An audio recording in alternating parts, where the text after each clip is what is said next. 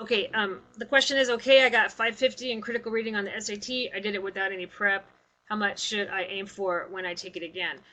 Okay, well, like earlier in this PowerPoint, you saw that really for the best schools, you really need to shoot for about 700 on each section, really. So I would shoot for maybe even a little higher than that, 730, 750 for the high for the best schools. Well, there's really no replacement for that for reading books. So if you're losing interest in them like that early on because you have to use a dictionary so much, my guess is that you're either not a very good reader for whatever book you're reading, and your vocabulary isn't high enough. So if you have to stop and look up all these words all the time, well, that would make anybody not want to read anymore. So my recommendation would be maybe read easier books that where you don't have to look up quite so many words, and increase your vocabulary that way, and then work up to the novels where you're looking up so many words in the dictionary.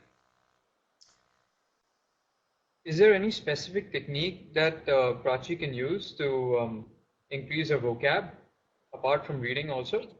So pictures really help a lot.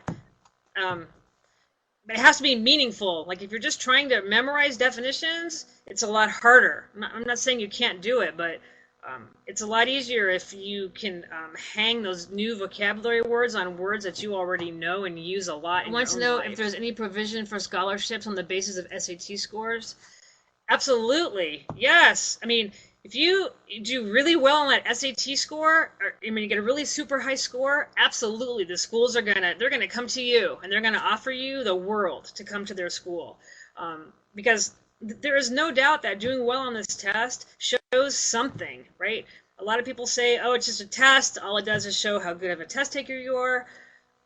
Okay, that's one point of view, but the fact remains that a student who's getting like 750 or 780 on the reading or writing parts of this test is a student who is above and beyond what most other students are. There's no question about that. So absolutely, you do well like that, and And maybe you've done where well on all your IB tests as well. You're gonna get offers.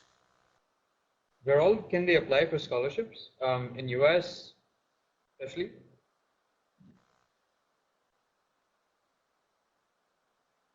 I mean, can they apply for scholarships? Absolutely. I mean, scholarships are usually there's so many of them, and there some are like how can I say this? Each scholarship is usually really specific about who can apply for it. So some, you have to be of Japanese heritage and grow up in the state of Oklahoma. But some are really specific. Others are more general. So you can just search on Google for like scholarships, and just get to the sites where they list all the scholarships that you can apply for and see which ones are applicable for the foreign students.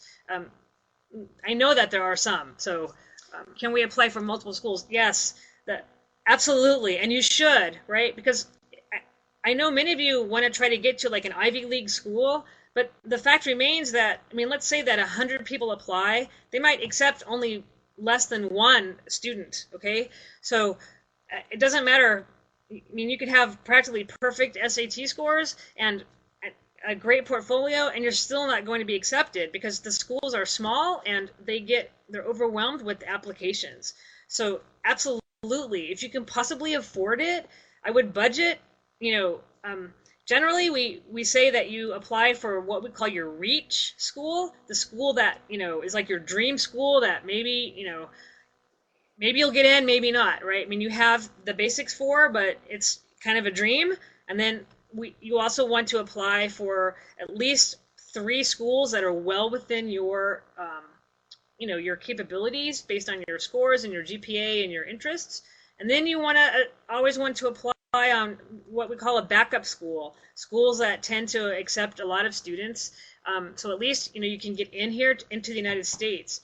Once you're in, and you kind of see how things are, you can always transfer to another school.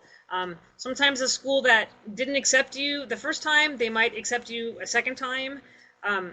or maybe a school that you didn't go to that accepted you will still accept you after you've been here a year. Do we for dictionary in between, or just go for the basic meaning that can be drawn?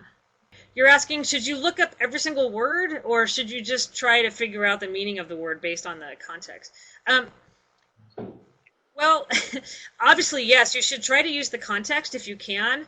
The trick is that if you don't have a teacher near you that can help you, I would resort to the dictionary if I could, because I don't know like what experiences you're bringing to the books that you're reading or the articles. So what you might think something means is based on your experiences, and what it really means could be something completely different. And that's where you really need a teacher to help you through those things. So I would say in your case, if you don't have a teacher or you're not taking a class, then absolutely refer to the dictionary. Here's my opinion about that. Again, every school is different. I think that taking these tests and doing well on them can only help you, right? So, if you want to take the SAT English subject test and you do well on it, plus you have a decent SAT critical reading score, and you have those two things together, I mean, that is only going to show your prospective colleges that you're serious and you're doing well. Again, should you take it or should you not take it? I don't think there's really any harm in taking it, unless you do poorly, of course. I mean, because your scores are going to be sent to your schools. I don't think you have too much choice about that. I don't think you can request that your scores are not sent. I think that they're automatically sent to the schools that you select when you register for the SAT, and that would be true for the subject test as well. You may have a choice there. I'm not sure, to be quite honest, but I say go for it. I mean, you guys are competitive. You're trying to get into really good schools. Take the test. Okay. Generally speaking, for an American student, you take the SAT to get into college for your baccalaureate degree, and then if you want to get a master's degree or go to law school or so forth, actually not law school, but if you just want to say get a master's degree in like philosophy or poetry or math, usually you take the graduate record exam. That's a test that has reading, writing, and math on there. There's also subject exams for the GRE as well. So for many of you who I think probably you're going to pursue math and science, you're going to have to take the subject exams in that case. So let's say that you want to come to the United States to study chemistry. You're going to absolutely have to take the GRE, the regular test, and then the subject test in chemistry. Now, for graduate school, generally speaking, like let's say you're going, to pursue engineering. It depends on the school, of course, but what they're really usually interested in is that subject test. So, if you do really well on that, and maybe your reading or verbal score isn't the greatest on the GRE test, but your subject test is good, you might be able to get away with that. Again, it depends on the school. I don't think postgraduate admission is easy ever for anybody. I think they're really competitive. Now, it could be that since we do have such a paucity of good engineers and math students in this country generally, that maybe if that's what you're pursuing, maybe it's a little bit easier for you. I would not assume that, though. I would just assume that you're competing like everybody else, and just get all your ducks in a row, we say, and do well on the exams and have really good grades, and be very clear if you can about what exactly you want to study. So if you say, I want to do electrical engineering, well, that's great, but can you be a little more specific? Like, tell the school exactly what you're thinking about for your thesis or your doctoral, or for your dissertation. I guess, Katherine, we've hopefully cleared everyone's doubts presently. Thanks, Dan. Thanks, everyone. Thanks for joining us. All right. Thank Thanks you. a lot, Katherine, again for the informational session. Okay, you're welcome. Absolutely. Okay, bye. Thanks a lot.